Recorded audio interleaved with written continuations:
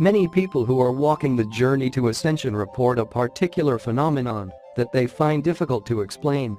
They describe a period of sickness or illness that cannot be ascribed to their physical or mental health. Their symptoms puzzle doctors and seem to flicker in and out of them at random. But there is nothing random about it. What these people are experiencing is ascension sickness. This is the natural reaction our bodies have to the ascension process. What is ascension? Ascension is, put simply, the elevation of our energy levels to a higher frequency. In common spiritual parlance, ascension often describes the final elevation of our energy frequencies into the higher dimensions of consciousness. However, this is just the last stage in the longer process of ascension that begins with our spiritual awakening. As we learn karmic lessons and improve our spiritual well-being, what we are actually doing is harnessing and elevating our spiritual energies. With each elevation, we have in essence ascended. Ascension sickness tends to arise when our body is struggling to keep up with the rate of spiritual ascension.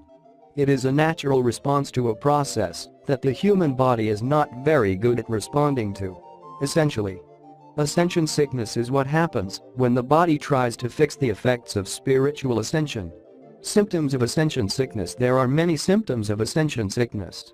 We have listed a selection of the most common ones: headaches and migraines, nausea, dizziness, changes in vision, changes in hearing, changes in taste and smell, muscle aches and pains, joint pains, stomach and digestive problems, light sensitivity. There are many more symptoms we have not listed for space. Most of the symptoms we experience are individual to us, as they relate to the spiritual work we have done to affect our ascension. For example, if we have recently activated or opened our heart chakra, this may manifest in ascension sickness that involves chest pains. Dealing with ascension sickness, unfortunately, there is not a lot we can do about ascension sickness except to let it pass. This is simply a fact of living a spiritual life. We all have to bear the drawbacks of spiritual ascension as well as we all can reap the rewards of it. But there are ways we can lessen our suffering during this time.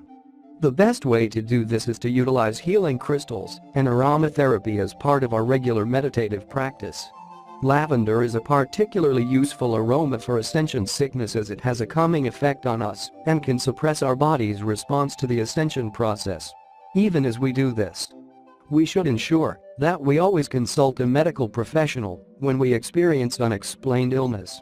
Due to the subjective nature of ascension sickness and spiritual energies as a whole, we are prone to misidentification in some cases. So while meditative therapy can only do us good, we should always cover our bases and go to see a doctor.